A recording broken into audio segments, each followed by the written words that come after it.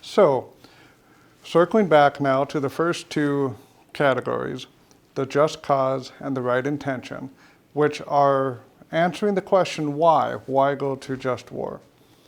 In order to unpack both of these, I'm going to use World War II as an example, because I believe that World War II is one of the easier, more clear-cut examples of the United States entering into a just war. So just cause, what does just cause mean? Well, it means something morally significant. The cause that we have to have has to be a response to an injustice, but the cause itself also has to be morally significant. So it can't just be an insignificant response. In other words, if country X maybe raises its taxes, 2%, perhaps that creates an injustice within their system, but that's not a just cause for us to go to war. It has to be something morally significant. So the injustice has to be something excessive.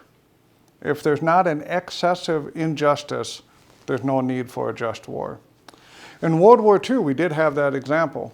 We had the countries that later became known as the Axis powers waging wars, or you could say waging a world war, on the basis of an abusively one-sided view of humanity. And it doesn't matter if you pick Nazi Germany, Imperial Japan, or fascist Italy. All three of them had this at play.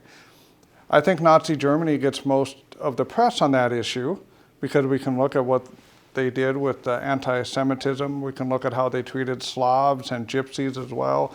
We can look at how they responded and how they behaved when they conquered other countries. They had an abusively one-sided view of humanity. But Japan also did. Certainly expressed it in Korea and China, but also throughout Southeast Asia at the time. And Italy does not get off the hook on this.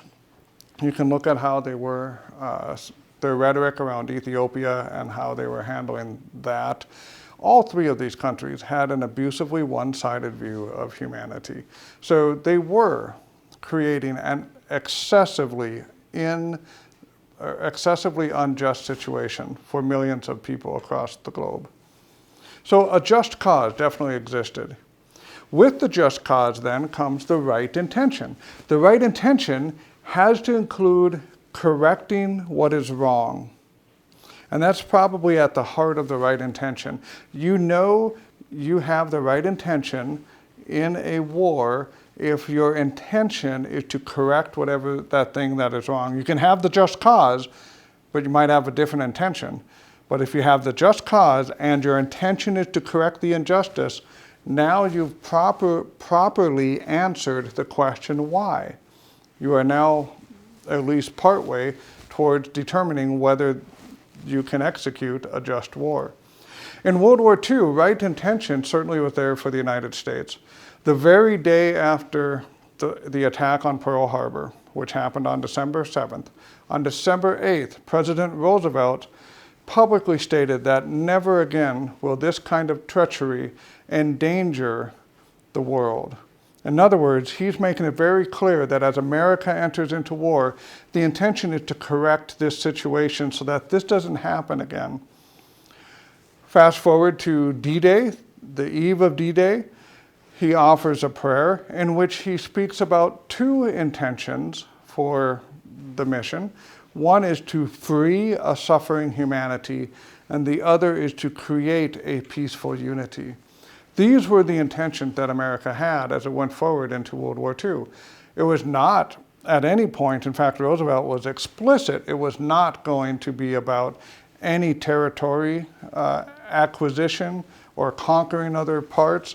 It was not going to try to sit down and at the end of the war divvy up who gets what and who gets this, although obviously that happened a little bit with the Eastern and Western Bloc, but the United States did not take anything. And so for us, our intention was not to use this as a pretext to take something.